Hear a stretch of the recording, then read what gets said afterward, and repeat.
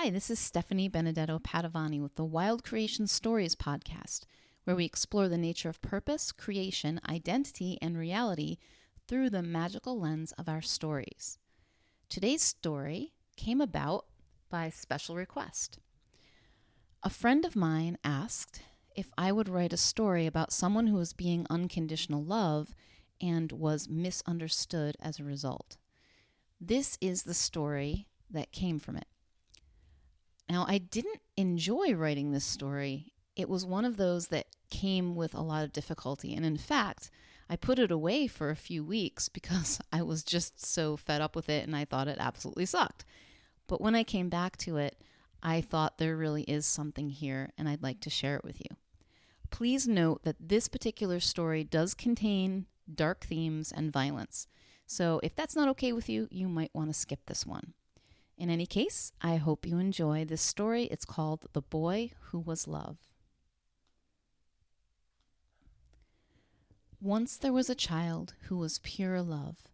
On the day he was born, the angels burst into song and the stars exploded in celebration, giving birth to new universes. Such was the gift of this child who was love. But the child's parents could not love him. For the misunderstanding of love had been passed down to them from their parents, who had learned it from their parents, who had learned it from theirs. They smiled at the child and did their best to care for him, but they could not love him when he was crying, when he was inconsolable, or when his needs eclipsed their own. When the child who was loved looked into their eyes, all the self-hatred and unworthiness inside of them died. His parents were secretly terrified. Who would they be if they succumbed to this love? What would happen without the judgments and rules and the voices of their parents inside their heads to make them wrong? And so they did what most parents do. They fed and clothed and bathed the child who was love. They took care of his every need as best as they could. They played with him. They taught him the things that they had been taught. Good boys get good things, and bad boys are punished. You must be happy and quiet to be loved. When you're angry and disruptive, we'll abandon you. You must do what others ask to have your own needs met. You must do things our way if you want to be loved. Because of his innocence and helplessness, the child who was loved believed everything he was taught and followed the instructions of his parents. Slowly, day by day, the love he was faded until it was almost invisible. The boy grew up strong, but not too strong. For if you stand above the crowd, someone will knock you down. The boy grew up smart, but not too smart, for knowing more than someone else makes you a target. The boy grew up bold, but not too bold, for you must go along with the crowd if you want to survive. And so it was that the child forgot he was love altogether. Until one day, when he was playing in the park, the boy who had forgotten he was love saw an old woman feeding the birds. Her clothes were dirty and torn, her hair tangled, her hands were gnarled and filthy. The boy knew she was the kind of person you don't talk to or bad things will happen. But something made him get closer. The old woman lifted her head, gazed at him with kind blue eyes, and smiled. "These are my friends," she said, tossing breadcrumbs to the pigeons. "See how beautiful they are?" The pigeons pecked at the bread around her feet. The boy noticed the purples, blues, and grays of their feathers, how gracefully they moved, the way they seemed to trust the old woman, perching on her shoulders and knees. "Everything is beautiful like that," she said, "if you look for it." The boy heard the voice of his parents in his head, "Never talk to strangers." He backed away without a word. "You can feed them too," the old woman cried. "Try it." The boy thought she was just a crazy old woman who needed to be locked up. But the image of her wrinkled hands tossing bread to the birds stayed in his mind, and the kindness in her eyes sparked a tiny flame in his heart of love. "I wonder what I could feed," the boy thought. He liked the idea of having something to take care of. So the boy who was loved began to notice things. The boy paused to watch the neighbor lady raking her lawn, struggling to stuff the leaves into garbage bags. He had never liked the neighbor lady because she had never liked him. When he accidentally kicked his ball over the fence into her backyard, she refused to give it back. She owed him a ball and an apology, his parents said. Instead of turning away and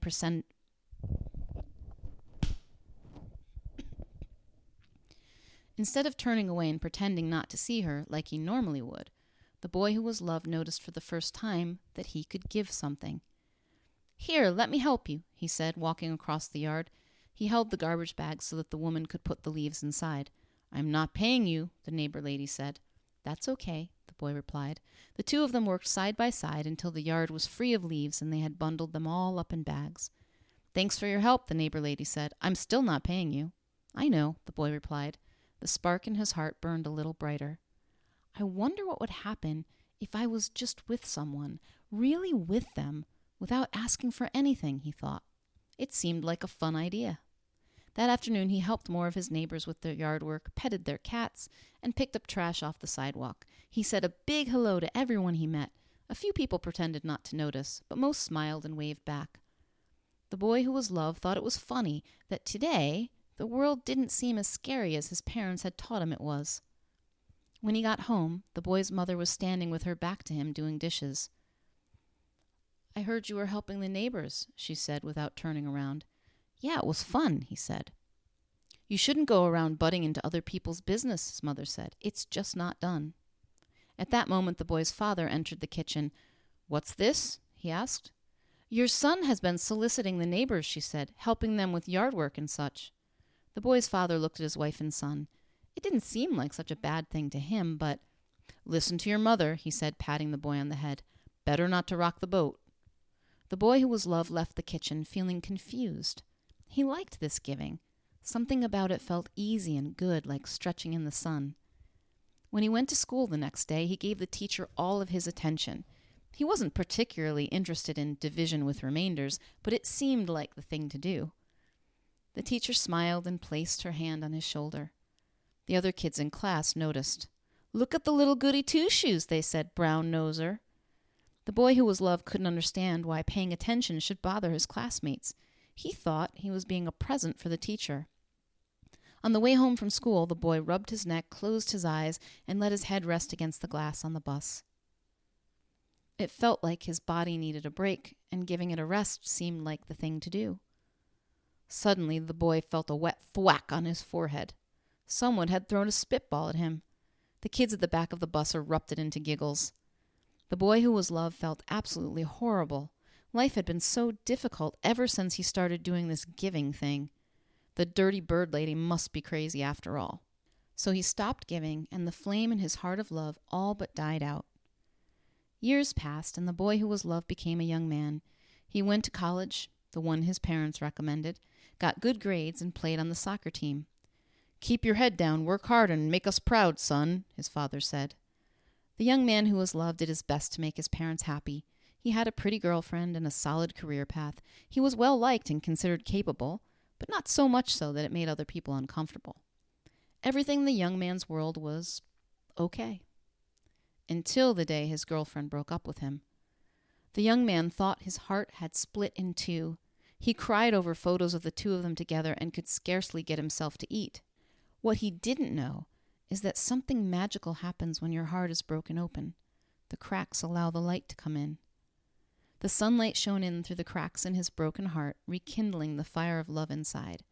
At first, he thought something was wrong, a heart attack or a bad case of agita. It felt like his chest was on fire. He wept until all the sadness inside him ran out into the earth. He noticed how the earth seemed happy to receive his tears. What if I was like the earth, receiving everything, he thought. The young man imagined himself opening his heart wide to the whole world. It came rushing in like a hurricane full of all the thoughts and feelings that had ever been. It was so intense that the young man who was loved almost pulled the doors of his heart shut. Then he remembered that day at the park and the old woman feeding the birds, and he kept it open. Eventually, the hurricane passed, and his heart was a sea of calm, totally open to everything. He thought of his girlfriend, and the sadness welled up, filled his heart, and floated away.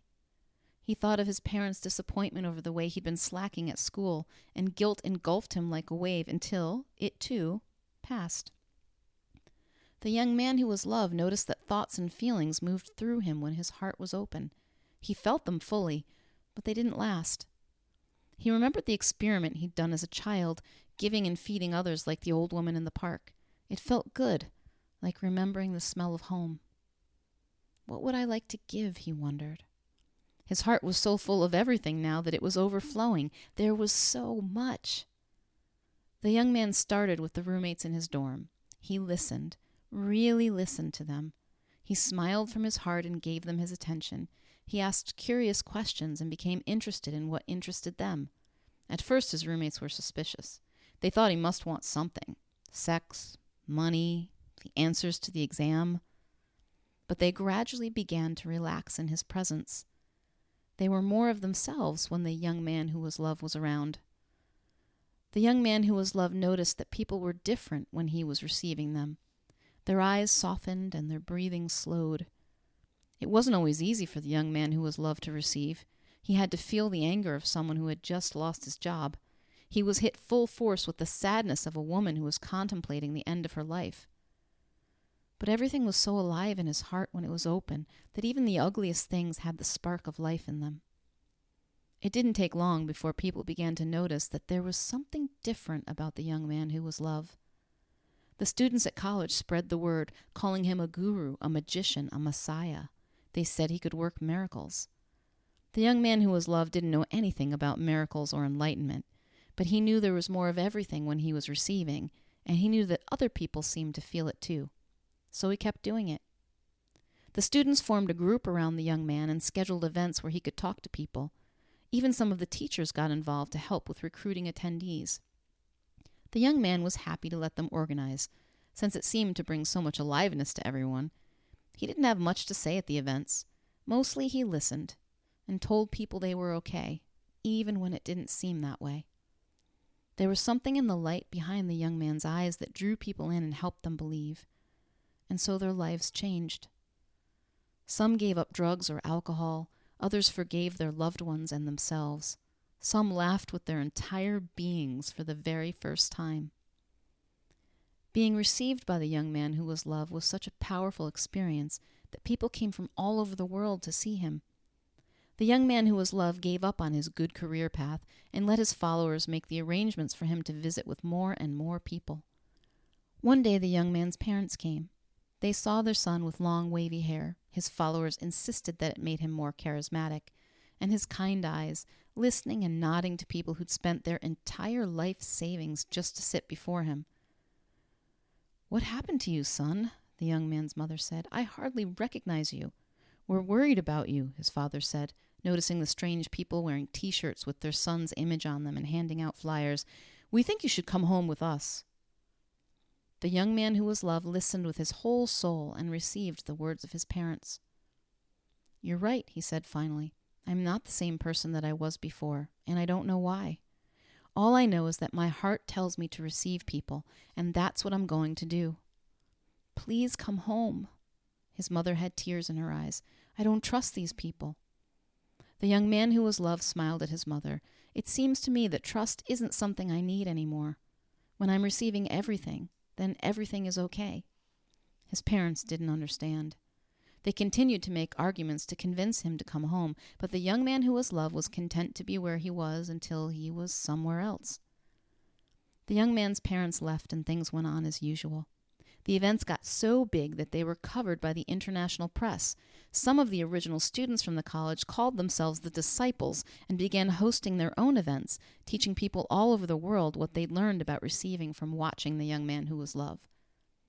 Not everyone was happy about what the young man was doing. Groups formed to oppose these gatherings, calling the young man a charlatan and a false savior. They accused him of deceiving the foolish and ignorant for money and fame. The young man's heart hurt to hear these accusations, but he listened carefully to the fear and loneliness beneath their words, and he received them. Some of his accusers felt this receiving and dropped their hatred. Others grew even more angry. One day the young man who was love spoke before a stadium filled with 100,000 chanting followers. One of the accusers, whose heart was filled with so much hatred that it was black and oozing, smuggled a shotgun into the event. Just as the young man who was love approached the microphone, the angry accuser pulled out the gun and shot him in the heart. The young man who was love crumpled onto the stage and died with his eyes and heart wide open. The stadium erupted in tears, shouts, and confusion. Hundreds of people were wounded and a few were killed in the resulting stampede. When the hate-filled man saw how the young man who was love had died so wide open, he burst into tears. The flame inside his black heart began to glow, and he turned himself in to the police. News about the death of the young man who was love spread across the globe. His followers redoubled their efforts and wrote a book about how their leader had died with his heart wide open. Nations changed their laws because of what happened to the young man. Governments created receiving rooms in municipal buildings where everyone could be heard and seen. The movement spread across the world. Not everyone agreed with the young man's legacy. They called him a cult leader and led protest against their gathering. But even they could not deny that some of the changes were good ones. The young man's parents were devastated by the death of their son. But when they saw the ripples of love spreading across the entire world and even the universe, their broken hearts opened and they finally understood. Receiving wasn't about changing anything. It was simply being with what was. And when that happened, everything was perfect, even when it wasn't. And the world was never the same.